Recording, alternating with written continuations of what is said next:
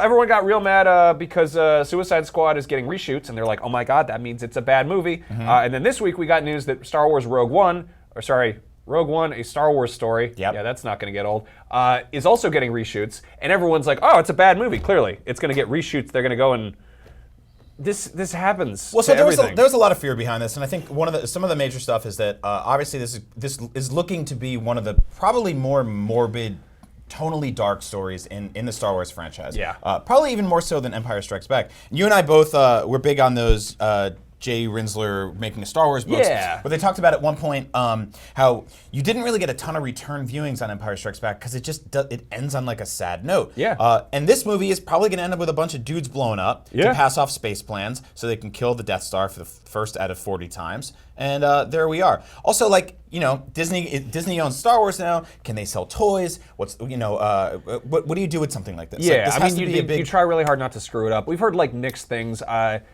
Presumably they were kind of planning on having reshoots. I don't know. There's rumors that they're adding Alden Ehrenreich, the man who's playing Han Solo. They're maybe going to throw him in there, maybe show off how much he's going to look like Harrison Ford. Who knows? But like, kind of not crazy about that. Point is, the original Star Wars movies underwent a great deal of baloney to get where they were. The first Star Wars movie basically took a decade to get made because of how much of a train wreck it was. In fact, when it was kind of first finished, George Lucas actually showed it to some people, and the reception was not good. There were actually reshoots on the first Star Wars movie. They had to, I believe, get like $20,000 to buy just hundreds of new Halloween masks to fill up the cantina to make it look like it wasn't just a really empty bar. I really want to see what that looked like before that, by the way.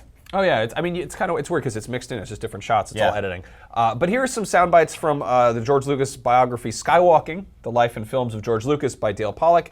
These are interesting just because they really, like, we know Star Wars is a good movie. We love Star Wars too much probably, but this kind of lends some just, wow, it was really bad at one point. So let's take a look. First of all, test audience is not always great. Fox's market research had shown that women did not want to see a film with wars in the title. The robots didn't test well, nor did the science fiction label Fox had stuck in the movie.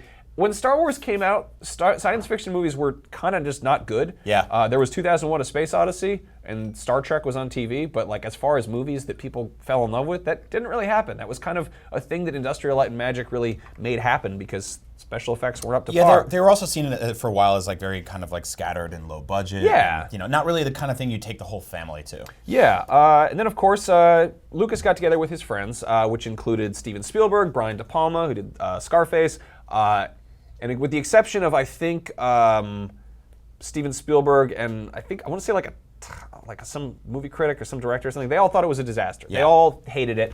And then they had dinner afterwards, and I love this story. At dinner, they sat on one side of the table praising Star Wars, being the guys who liked it, Spielberg and the other guy, while De Palma faced them and made snide suggestions. And George didn't lose his appetite. That's the one thing I remember Spielberg says. George. He kept eating his dinner, nodding his head, and taking it all in, but I don't believe he made any changes.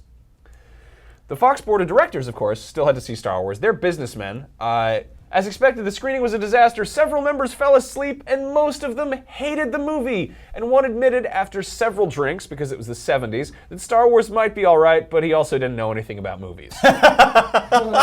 Fun thing to remember. Filmmaking is still an industry. Yeah. It is a weird hybrid of arts and industry, and the people who are calling the shots on how movies get made frequently don't really know what the hell they're talking about. So let's hope that the folks at Disney do, and they're not adding Jar Jar Binks to Rogue One.